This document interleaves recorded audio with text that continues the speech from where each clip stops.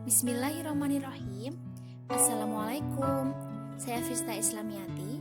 Di video kali ini saya akan memaparkan materi mengenai pengaruh total terhadap perkembangan janin. Anak merupakan amanah yang harus dididik dan diarahkan ke jalan yang benar, dan yang berhak mendidik dan mengarahkan tersebut adalah orang tua.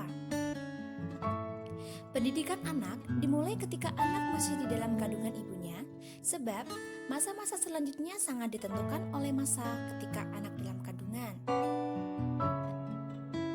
Mendidik anak dalam kandungan merupakan pekerjaan besar yang memerlukan motivasi kuat, pemikiran, ketelatenan, pengorbanan, dan kesungguhan dari orang tua.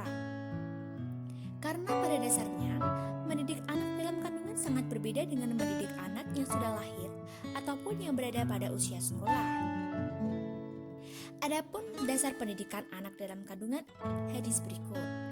At-thalabul ilmi minal mahdi ilal lahad, yang artinya, carilah ilmu semenjak masa al-mahdi sampai liang lahat.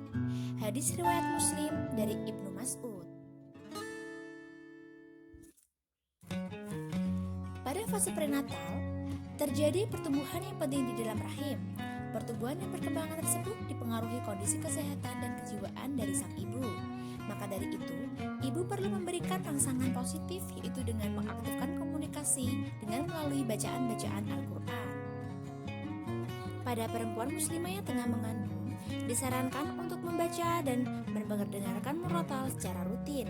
Hal ini sebagai rangsangan dari luar yang diberikan kepada janin. Murotal adalah cara membaca Al-Quran dengan irama sedang, tidak terlalu lambat dan juga tidak terlalu cepat. Bacaan Al-Quran terdiri dari suara orang yang membaca dan makna yang dikandungnya. Menurut hasil penelitian, bahwa efek murotal juga tidak kalah hebatnya dibandingkan dengan efek musik klasik. Pada bayi berusia 48 jam, ketika diperdengarkan bacaan Al-Quran ataupun murotal, bayi tersebut terlihat tersenyum dan merasa lebih tenang. Murotal tidak hanya dapat mempengaruhi kecerdasan intelektual dan kecerdasan emosional, tetapi juga dapat mempengaruhi kecerdasan spiritual. Ketika mengandung, seorang ibu tidak boleh mengalami stres, sehingga disarankan kepada ibu hamil untuk memperbanyak zikir dan membaca Al-Quran.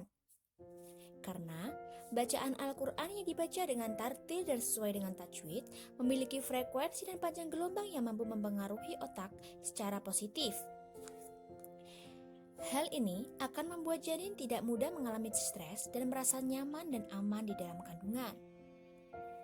Bacaan Al-Quran juga dapat menciptakan keadaan yang rileks.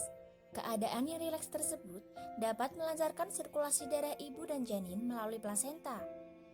Denyut jantung bayi juga akan mengikuti denyut jantung dari sang ibu, sehingga ketika hamil tidak mengalami kesulitan sampai waktunya persalinan. Jadi, pengaruh murotal terhadap perkembangan janin antara lain, yang pertama, mencerdaskan janin.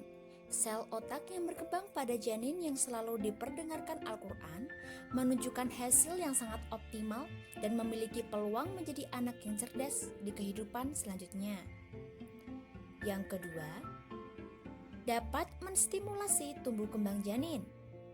Ayat suci yang didengar oleh janin akan menstimulasi sejak dini, sehingga mempengaruhi tumbuh kembang anak setelah lahir.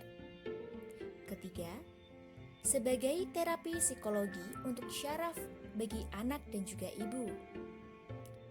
Keempat, mencerdaskan calon bayi dalam berbahasa. Ketika di masa kandungan sudah diperkenalkan dengan bahasa, maka ketika sudah lahir bayi akan cepat untuk bisa berbicara. Dan yang terakhir, kelima, meningkatkan kemampuan indera pendengaran bagi bayi. Karena indera pendengaran merupakan indera pertama yang berkembang dibanding indera lainnya, sehingga janin yang diperdengarkan murotal, pendengarannya akan mendapatkan rangsangan.